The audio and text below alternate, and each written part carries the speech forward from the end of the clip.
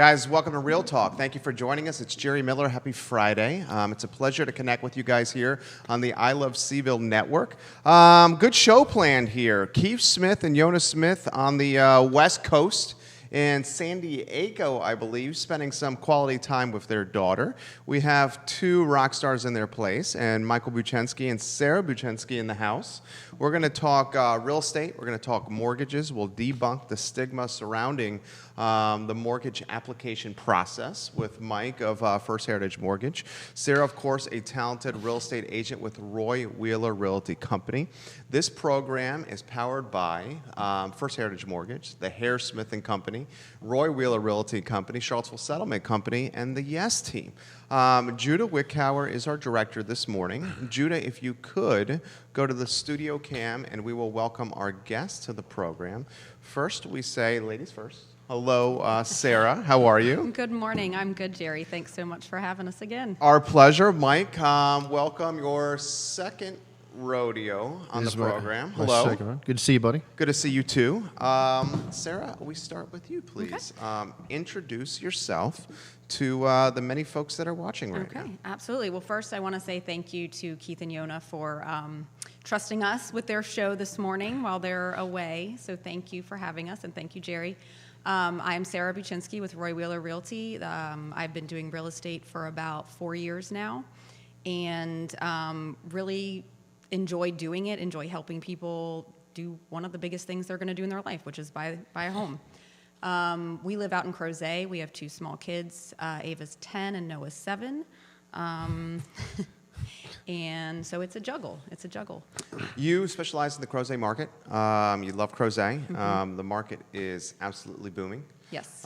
We have a lumber yard being developed and transitioned into a downtown. Mm-hmm. We have what seems like apartments springing up left and right. Yes. We have arguably the best school system with Meriwether, with Henley, with Western out there. Mm-hmm. Crozet market's red hot. It is. Throw that to you. Talk to us. Absolutely. So there is so much going on in Crozet. It is sort of mind-boggling. There are two new apartment complexes going in. So there's the View that's right on Jarman's Gap Road, walkable, very walkable to downtown. That's going to be 1 and 2 bedroom apartments they're leasing now. And there's going to be a pool there. They have a clubhouse. I think the price point is around $1,000 a month for a 2-bedroom, 2-bath. And then there's, right behind that, there's going to be Pleasant Green, which is going to be villas and townhomes by Stanley Martin, also right downtown Crozet. So that's going to be really exciting. There is the Summit in Old Trail, more apartments, going to have a rooftop lounge, luxury, great place to be. And then, there's all the other neighborhoods, Sparrow Hill, Glenbrook at Foothill Crossing, Old Trail. There's a new one across from Crozet Park that's going to be built by Craig. Yeah. So, your options in Crozet are a lot. Awesome restaurants, a lot of stuff to do. We're going to continue to spotlight Crozet with Sarah. We'd like to welcome Mike and get his intellect on the program. First Heritage Mortgage. You, a talented mortgage broker. Let me throw this to you here. We want to kind of debunk the stigma that's surrounding this process. Maybe we should start with ridiculously low rates, right? Want to start there? Exactly. So I was looking at this before I walked up here. 2008, in August 2008, the average mortgage rate for a 30-year fix was like in the mid-6s. It hit that and then it peaked and it came back down. We're quoting people and locking folks in now depending on credit scores and different structures of that nature. I locked somebody in the other day at like 3.375, 3.5. For the 30-year fixed money. You can get jumbo money like up to $1.5 million, in some cases at 3.2 for a 7-year arm. Again, you got to check out credit and all that. So this is no caveats across the board or disclaimers across the board. But then if you look at the refinance market, there is such a big opportunity for folks to take 30-year fixed money and cut it to 20 or 15. And that saves, I did a price point comparison for someone the other day, and we took a rate of like 4.5 on a 30-year fixed to 3% on a 15-year fix, and it saved them in interest like $175,000. Cuts their complete mortgage history or payment history in half.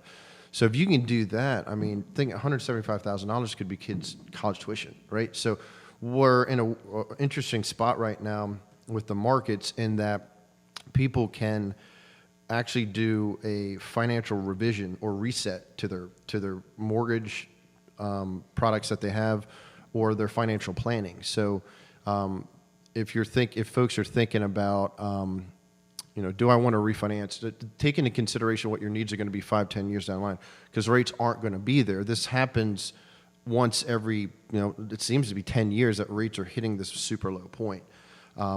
And they might continue to maintain or drop. I don't know, but and so we've had a nice little run. So I got about 100 clients I'm going to be going through and calling, just saying, hey, here's what I think we can do. Here's how you can improve your situation. Take this from a 30 to a 15.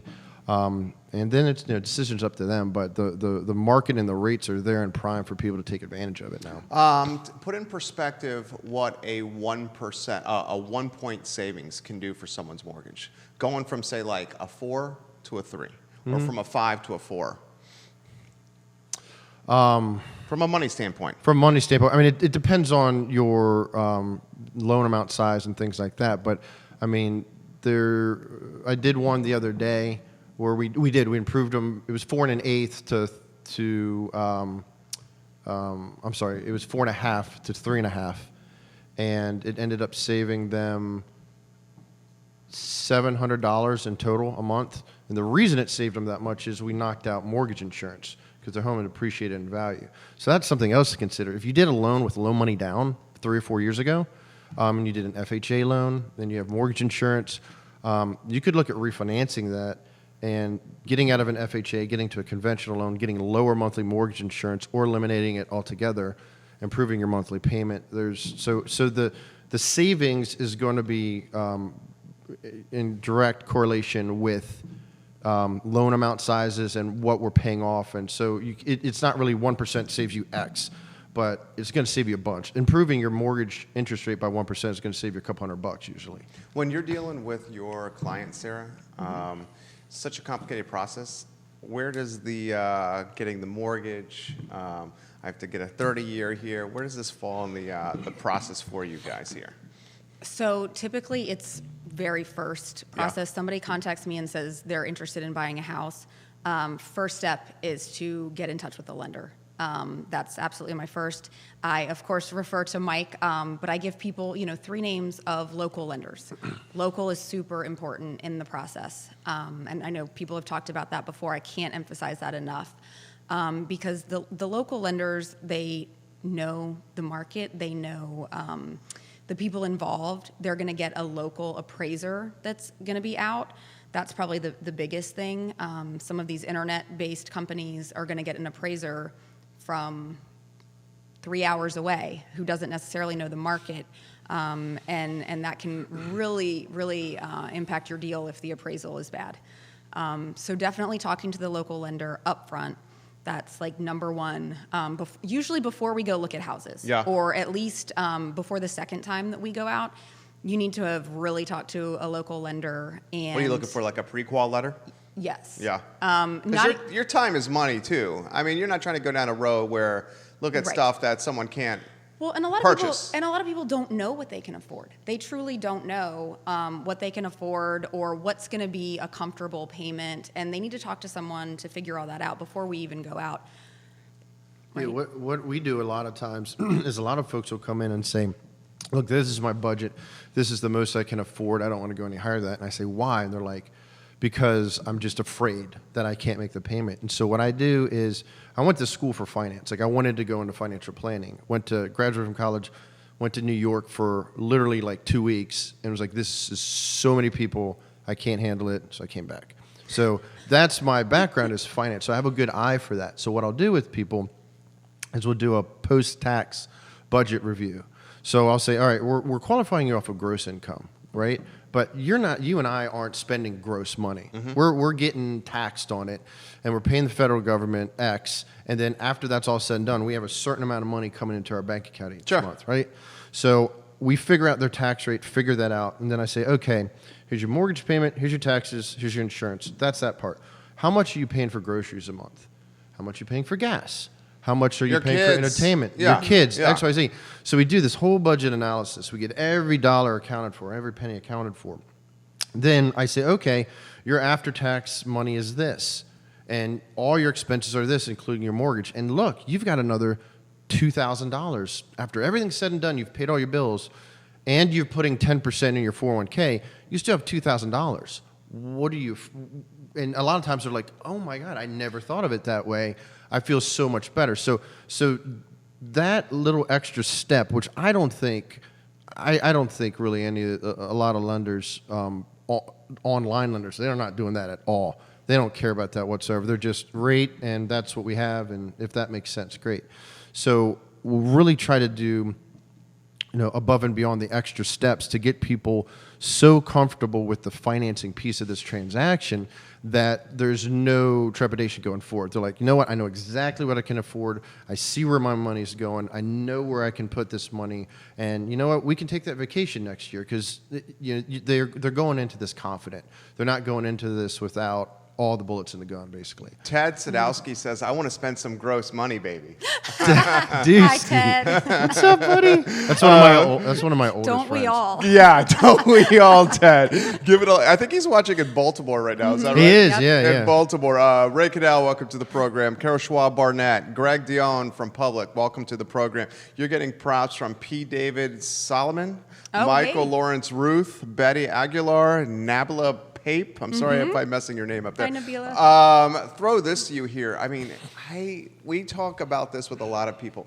This market is, in a lot of ways, insulated and protected from a lot of the national trends because of the University of Virginia. On top of that, it's just a fabulous place to live with the outdoors. We're diehard UVA fans. We're diehard Tony Bennett fans with the UVA basketball team and sports and with the restaurant scene, the music scene. It's got a lot going for it.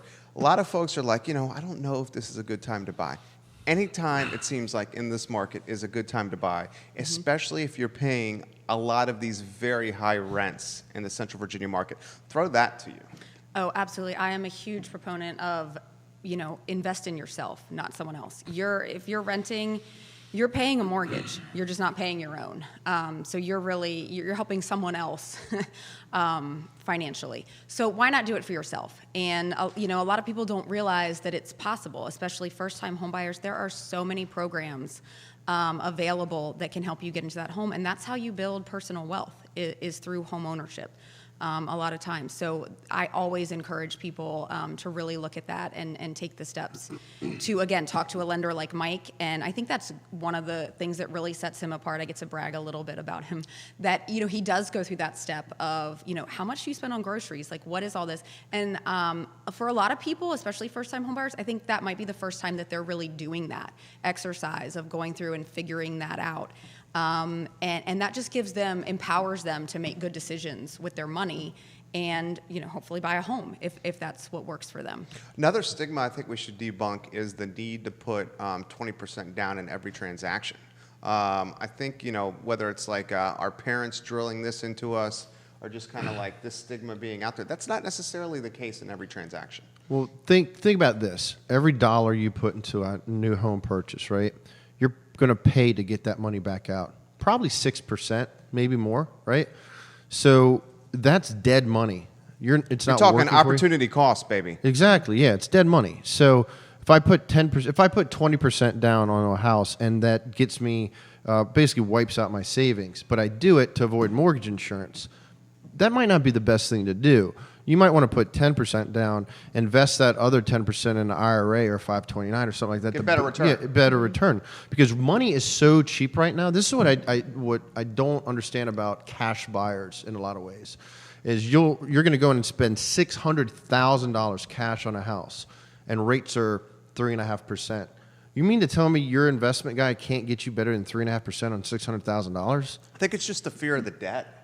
The fear of the interest. But here's the part to think about is take that $600,000 and earn at or above the rate you're paying. Your money is paying for your mortgage.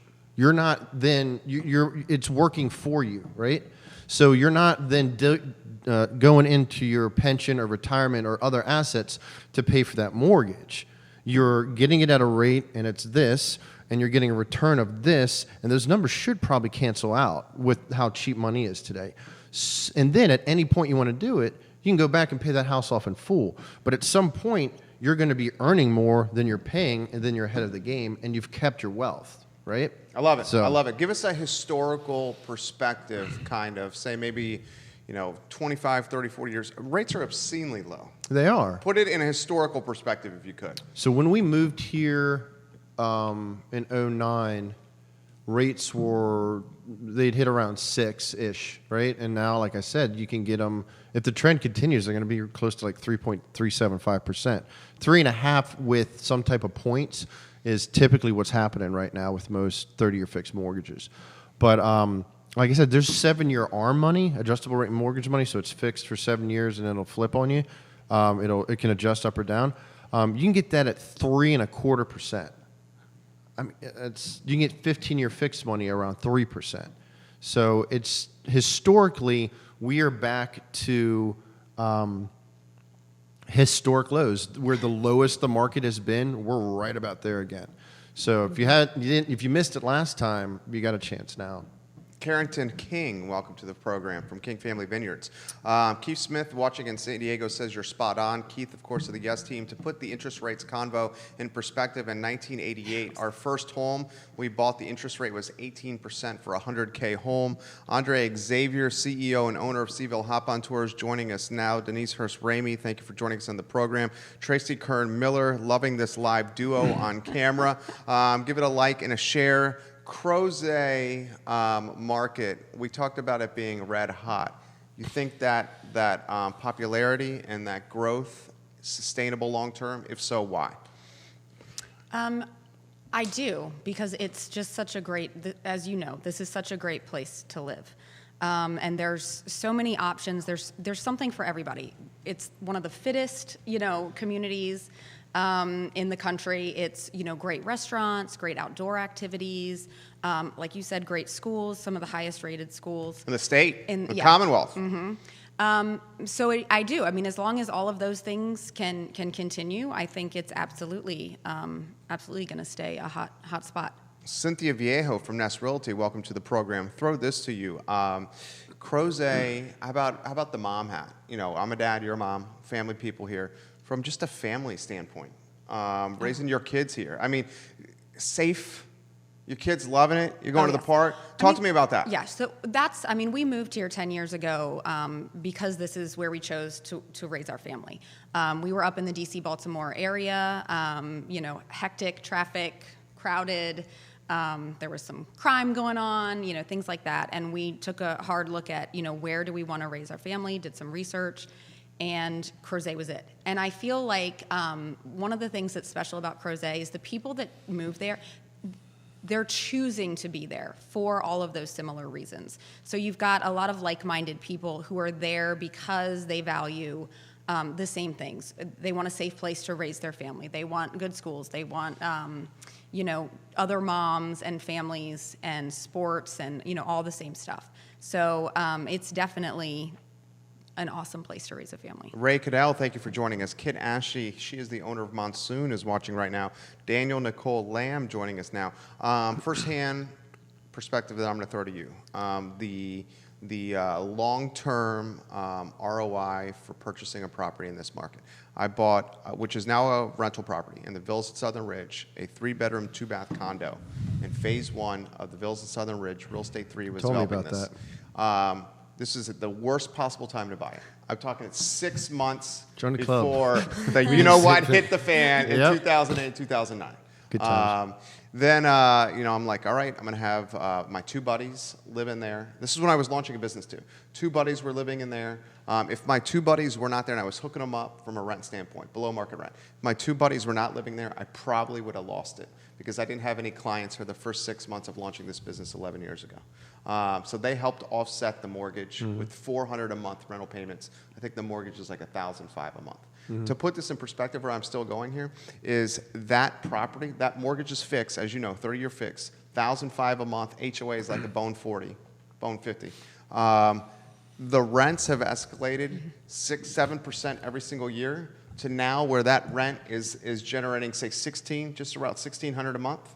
And where I'm going with this, that shows the value of locking in your overhead from a monthly standpoint in a market like Charlottesville. Let's back and forth banner on this. Well, that's why I think, putting a ton of money down isn't necessarily the best idea, because you can use that future money or revenue or income to buy the next house. Because if we think about it, how do you create generational wealth in this country? Mainly it's real estate. Yeah. Most millionaires and billionaires made their fortunes through real estate. So if you want to create generational wealth, you have to figure out how to keep that wealth, right? You have to figure out how to keep that asset. You're talking leverage. Yeah, exactly. You have to keep that asset. So how do you keep a mortgage asset and move on to the next one? You don't buy the $1 million house as a first-time home buyer, right? And struggle and barely make your payments and hate everything about your life. But just to have that perspective of, I've made it. No, you start, you budget your money. You save. What is it? Dave Ramsey says the best way to save money is to save it. Just save your money. Don't spend it. So buy what you can afford. Buy less than what you can afford. Save that money. Build back up. Structure it to where you can move out and then buy another house without having to sell your house. Rent that house and keep doing that. And if you're able to do that once every couple years, right? Or maybe you find your house and you don't want to move, save up and then buy another house once every few years. Don't buy the biggest house. Buy something in a good rental market. And by the time you're 50, 60 years old, you own 10 houses, you have $10,000 a month in rental income stream, you have your own pension. You've created a pension, right? There's no pensions anymore, basically. So you have to figure out a way to use the market, interest rates, home prices, location, real estate agents who know what they're doing to help you build your wealth, generational wealth, so you can help take care of your family, kids in the future. Carlos Moreno, welcome to the program. He's watching in Crozet. Tim Ryan, thank you for joining us in Nelson County. Jeff Sanders, hello. You asked me to take the host and I Love CVille hat off just to ask you questions that pop up. Yeah, so here's a question that popped up. Okay, here's one that's popped up. Okay. So say you got a portfolio of properties. How does it work where you're leveraging that portfolio to pursue access to other capital to keep buying more? How does it work from a mortgage broker standpoint? So are you looking at, okay, the equity in this is this, but I can't give them the full amount. What's the percentage? How does that play out? There's a couple different ways to look at that. One, is it commercial or residential, right? Okay. Do you have 10 properties all in LLCs in the residential, or do you own a commercial building like you? And so you got to figure out that point. I'm on the residential side, right? So if I'm looking at somebody that has that situation, the first thing I'm going to look at is general assets. Do you have enough liquid assets without touching any of this to make that happen? If you don't, then okay, let's say you own several properties, but your main house has only a couple $100,000 left on it, and it's valued at several hundred, because that's the first thing you bought 20 years ago, right? You can leverage that, right? What kind of percentage can you leverage of the equity? If you structure it 100%. Really? Yeah, you can do, there's ways to structure it to do cash out refinances up to 80%, 90%. Once you hit your limit for whatever the situation merits, then we have relationships with a lot of local banks who do home equity lines of credit that will give you lines of credit up to 100%. They'll use our appraisal, so it's pretty easy to do that. So if I do a refinance for you here, and you're like, I still need another 100,000, and you have that in your home, you can tap into that right there. That's not necessarily the best thing to do to everybody. I don't say leverage your house to the hilt, right? But if you're going to do it in the right way and use it to further increase your assets in your balance sheet, then that could make sense. But that's one way to do it. Some folks have a lot of money in investments, and I might not be the best scenario for them. They might be able to get a very low interest cross-collateralized position on investments that they have, and a lot of like a stock portfolio. Exactly, mutual funds, IRAs, things like that. That if they have a lot, there's some companies that are like, yeah, I'll give you 2% interest only on a 1-year adjustable arm for something, and they're just using that leverage to buy it, and then they'll either sell it or move on. But it just depends on the situation, which is why when I meet with folks, it's let's see the whole picture, and then I can figure out which way to do it. I'm either the best fit, or if I'm not, I can get you to someone that is.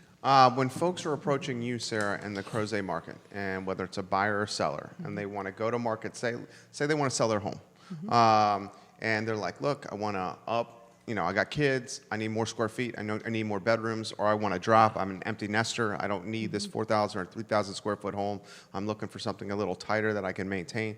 What are the steps? Let's talk with the seller first. What's the plan that you put in place to get someone ready to sell their home? Okay. So, first I just meet with them and talk about general, discussion topics, make sure that we're a good fit to work with each other. Because I tell people, like, if you hire me to do this job to sell your home, we are going to be BFFs for the next couple months. Like, we're going to be texting each other, constantly in contact. And so, we really have to be a good fit. It's a team effort. For sure. So the next thing I do after kind of, just meeting them is I actually walk through their house and I ask their permission to be honest. Most people give me permission, and I give suggestions of either staging ideas, decluttering ideas, things that they could, little home improvement ideas that would really make their home more saleable. And then typically they agree to do those things, or they agree to let me be in touch with people who can help them do those things. And then they take, as long as they need, whatever their time frame is, a couple weeks, a month to do all those things. And then I come back and we really talk about price range and where they want to be. If they do all those things, they're usually going to get a higher price. If they don't want to do all those things, we're usually talking about, somewhere lower. So we kind of have that discussion of where do you want to be and how much effort are you willing to put in. So you're basically saying if someone's not, like right before they go to market with selling their home, if they're not willing to drop some money into, like, say, repainting, doing the curb appeal from the yard, landscaping standpoint, getting the deck ready, whatever it needs to do to make it look good, especially to compete against the new construction that's on the market. How does that affect potentially the list price and, even more importantly, the close price with someone that's not willing to spend the money up front to get their home in tip-top shape? I typically try to encourage people to spend that little bit of money up front because it's going to really affect your days on market, which directly affects your end sales price. And the more quickly you can sell it, the more money you're saving on utilities and everything else, HOA fees, and you can move on to what you want to do. So typically, although selling a home is a lot of work. It is. You have to, if you really want to, get the highest price in the least amount of time, you got to do the legwork up front. And a lot of times it's simple stuff like fresh coat of paint, decluttering, rearranging some furniture, fresh mulch, power wash your house, things like that aren't too hard to do. Go ahead. You're being a bit modest because I've seen you put together like 3-4 page detailed, this is what I'm going to do for you to help you sell your house, summaries. Yeah. And so it's just funny. She's just being so modest. But what do you got to say about that? She works really hard on that. And I think that has really helped you win over a couple clients because they're like, oh, nobody's done this. Well, it's got to be a hard conversation to have. And you got to position it the right way. You're going in and saying, like, guys, let's get the home looking a little bit better. But you probably managed that extremely well, Sarah. Well, and it's all about, as Keith always says, it's the relationship business. It really is. So, you've got to have a good rapport with the people. They've got to know that you are truly trying to help them. And if you establish that, I find that people are usually, they want to sell their house. So, if they trust you, they're going to take your advice and we're going to get it done. Monique Banks, these two are an amazing duo. They treat you like family and keep your best interests first. I love them both. You guys make a strong team. Jessica Pastermick, the owner of Kilwins in the downtown mall, is watching. Bellamy Brown is watching right now. Lisa Green, the the Charlottesville City Planning Commissioner, is watching right now. She's the chairwoman. How's your business doing? Are you guys humming right now with the interest rates how they're at? Yeah, You're crushing. I probably shouldn't be here right now. I'm so busy. So, but it's great. I'm really blessed. It's awesome. What's your favorite aspect of what you do? That aha moment when someone's like, "Oh, I can do this," and it's not scary anymore. because I have a lot of folks who come in and they're like, never done. These people are masters in their field, right? You know, doctors, engineers, whatever. They can, do things around the sun on me, brain-wise, but they'll come in after that, as that sentence clearly just stated out as I fumbled through that. But they'll come in and they're like, listen, I don't know. I've never done this before. I have no idea. And I'm like, I think we're overcomplicating this. Let's just sit down and talk through it and goal, hopes, dreams, what do you want to do? And by the end, they're like, oh, it's not that bad. So I love that little aha moment when folks realize, A, I can do this. B, it's actually probably going to be fun. And I'm going to get to raise my kids in a great area, a great house, that kind of thing. Are you seeing a lot of folks coming to you for refis? Or are they primarily, I'm buying a home, I need a mortgage? I mean, why are we not seeing more refis if we're not? I think everybody's just kind of numb to it. I think there's information overload. So I think people are just too busy. One, it's the summer. Everybody's on vacation, doing things with family and friends, things like that. So I think that once school starts up again, A, it's going to pick back up again for purchases and refis. But B, I think it's the information piece. So like today, I put together a list of every single client that had a rate of 4.875% down to 3.875%. And it's several hundred clients. And my assistant and I are going to spend the next few days calling every single one of them to make sure they know what's going on market-wise. And that is, that's the service aspect that I bring to the table is once we close, I don't forget about you. Like I'm always trying to keep your best interest at heart and trying to figure out and keep an eye on market trends and what can help benefit somebody going forward. Because that's what I would want somebody to do for me, right? That's a true partner. Yeah, exactly. What are the docs that someone would need, the documents that someone would need to provide to you over, say, like 1 year tax returns, 2 year tax returns, 3 year tax returns? What do you need? Income, cash flow? It's pretty cool because it's changed. When the crash happened, we went way to the one side where, it was firstborn, all those jokes, you had to give everything up. But now it's come back to kind of sensible lending. And really comes down to transaction type. What are you doing? So what we'll do is we'll figure out the guy's transaction, put it through either automated underwriting system, or if it's quirky, I have to go through several thousand documents on Fannie Mae's website to figure out the right guidelines.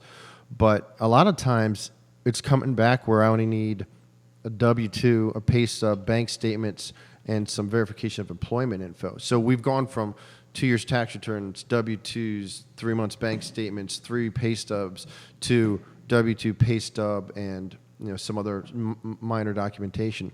A lot of self-employed borrowers don't realize that you don't necessarily have to show 2 years returns. If you've been in business for 5 years or more, you only need one return typically, most of the time. To all the military veterans out there, this is really important. If you have a mortgage, you can do what's called a streamline refinance on a VA loan. You typically don't need an appraisal. You don't need income or asset documentation. It's just, does it make sense to refinance? Is there a net benefit? So documentation requirements have come down a lot. But to that point, it still is, in some cases, a challenge because a lot of clients, in some cases, don't understand why certain documentation is needed. I have $1 million in the bank. Why do you need all this stuff? Shouldn't there be a waiver or something like that for me? Unfortunately, no. These are all guidelines that are put in by the government.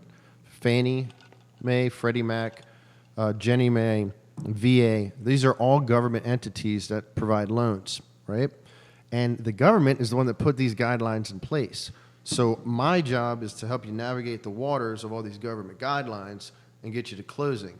So these are not my rules. I am not saying, Jerry, you seem like a guy that I want to know everything about. So I'm going to delve into your, everything. You're the liaison. Yeah, you're the go-between. Yeah, exactly. Yeah. I'm the mediator between you and the government, so you can get the money to buy your house.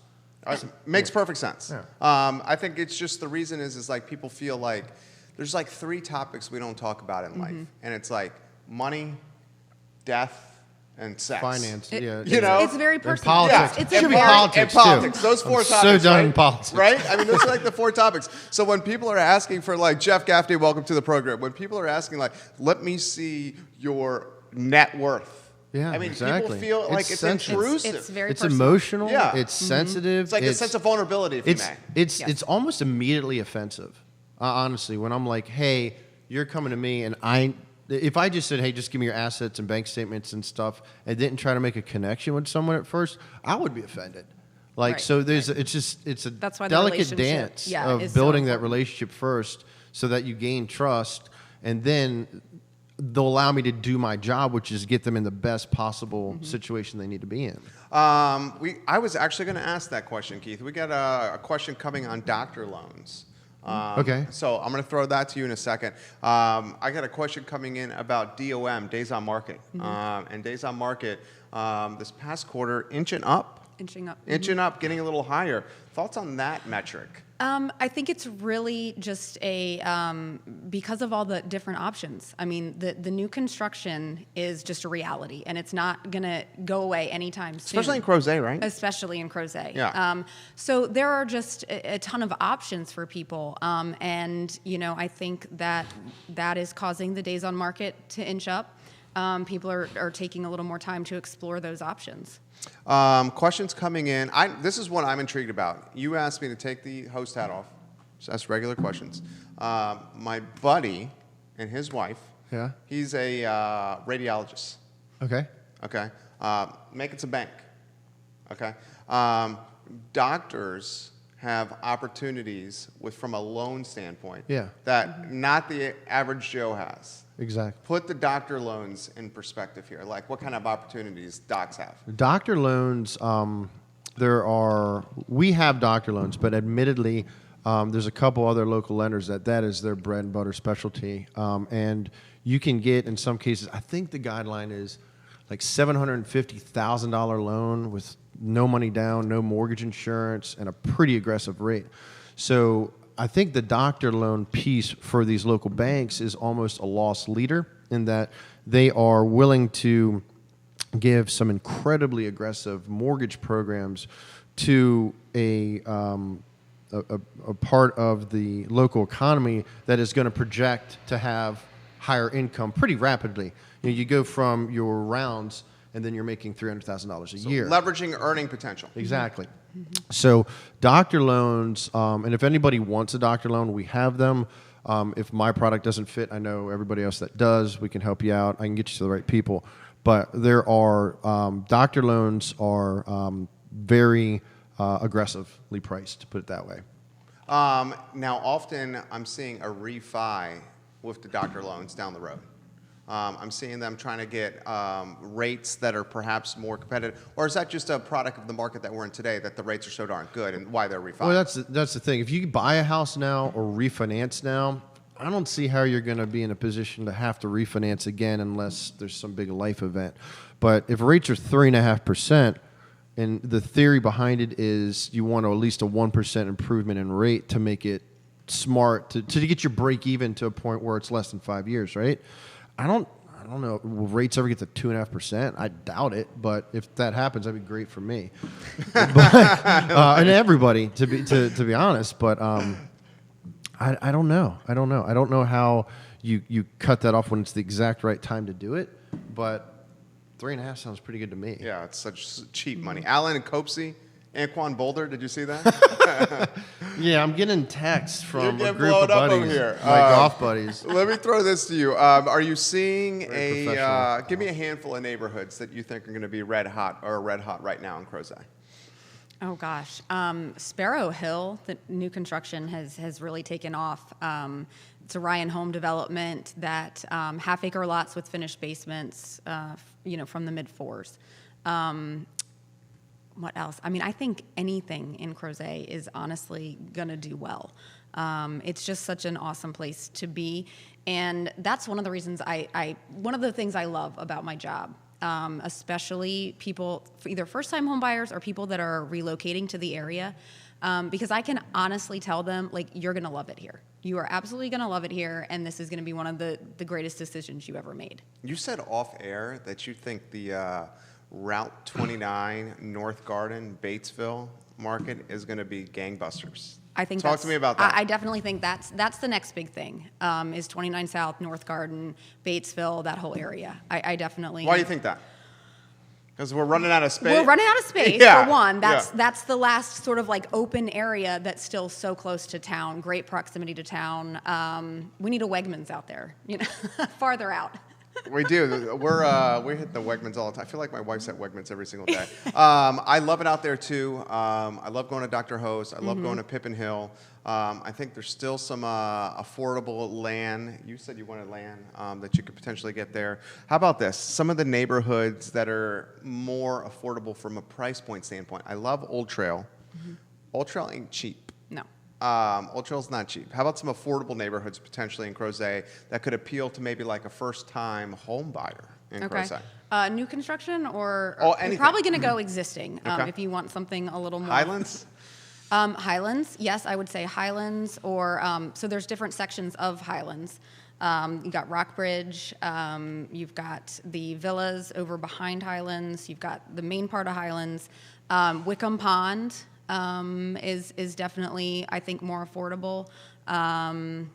Western Ridge is a really good option. And then you've got, on the Jarman's Gap side, Gray Rock, Waylands Grant, Bargaman Park.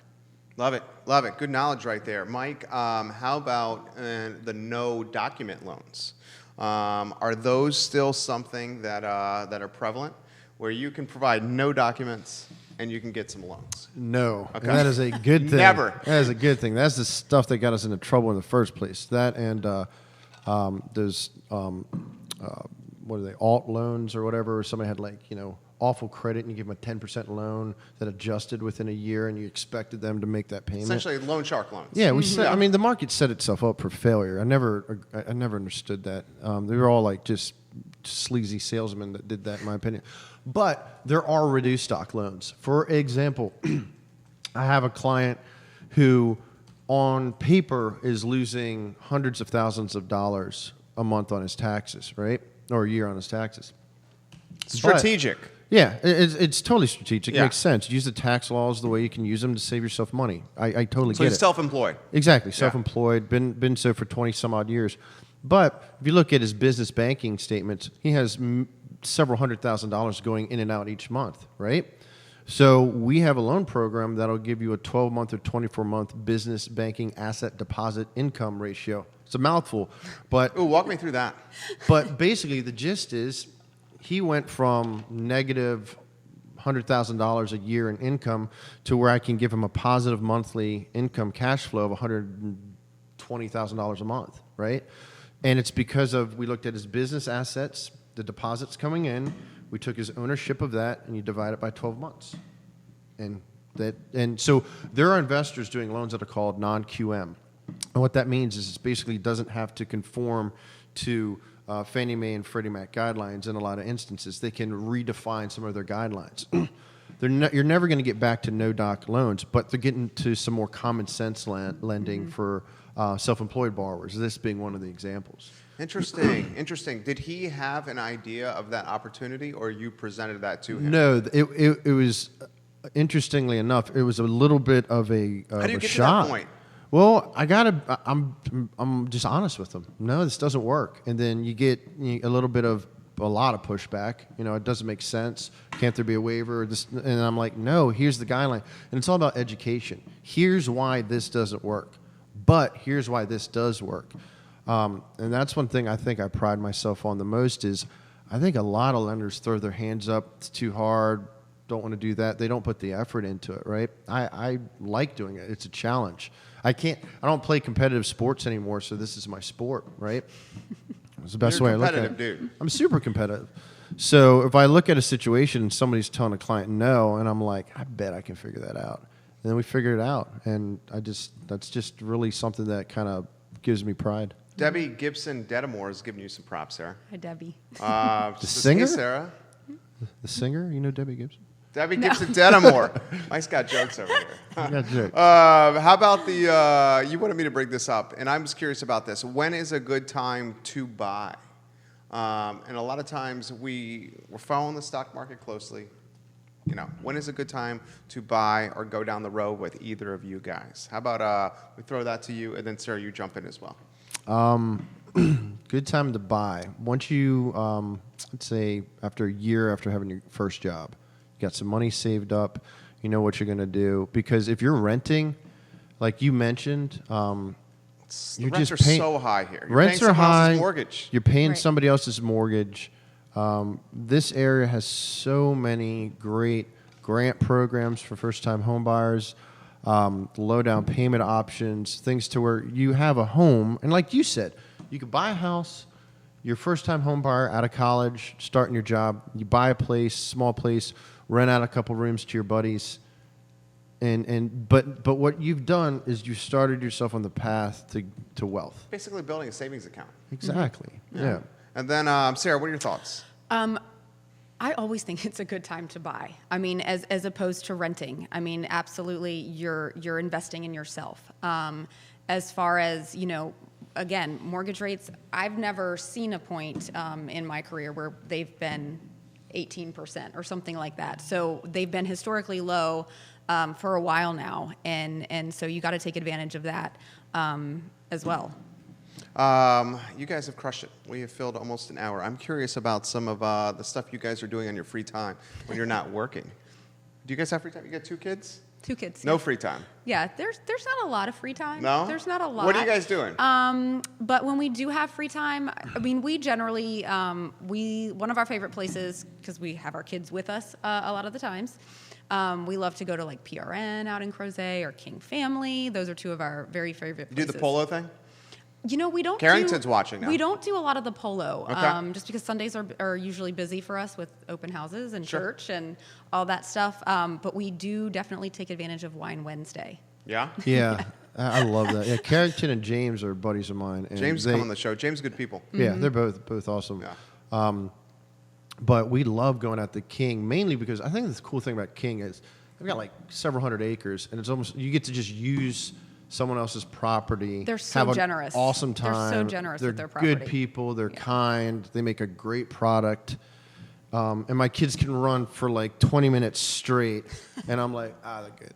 Don't have to worry about it. Tired right? kid's a good kid. Yeah, Yeah, tired kid. But exactly. you can just sit, relax, watch it. Great wine. Food trucks are always awesome. And the cool thing is you run into so many people you know. So it's almost like a little, for people that have families, kids, and stuff like that, let's be honest, we don't have a lot of free time. We just don't. So it's like a cool little weekly mini reunion where you get to catch up, say hi to everybody, your kids get to see their buddies, that kind of thing. My wife goes to Wine Wednesdays. She has a good group of moms she goes there with. She absolutely loves it. Nice. You guys also love a spot. We shockingly spend a ton of, not shockingly, I didn't mean like that because we live in southern Albemarle County. We live in Redfields. But we spend a ton of freaking time in Crozet. We love Crozet. Why are you not hitting me up? We love come on Crozet. out, I know, Gary. I need to. We're like there, like I'd say like every weekend almost. We go to Pro Renata a lot. One that you and I and us have in common is Far Downers. Oh yes. Yeah. What is this like? You combine sports and hippies, and you got far downers. Right. Isn't that their motto? That's on their shirts. That's on their shirts. So our daughter Ava, who's 10, her favorite wings are Far Downers. So every year for her birthday, You guys go there?